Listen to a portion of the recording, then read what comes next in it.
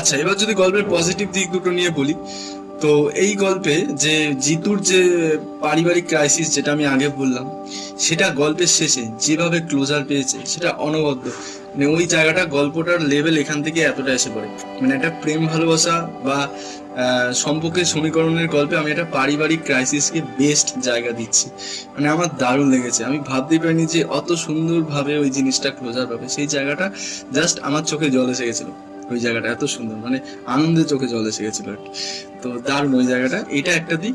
আর একটা হচ্ছে একদম শেষে, মানে লাস্ট সেকেন্ড লাস্ট পাতা বা থার্ড লাস্ট পাতা, সেখানে এসে জিতু চরিত্রটা প্রেজেন্টের আর পাস্টের যে আদিত্য মুখার্জি বা দীপু চরিত্রটা, তারা না কোথাও মিলেমিশে একাকার হয়ে যায়। মানে দুটো টাইম লাইনে দুটো চরিত্র কিন্তু কোথাও তারা একদম সেম।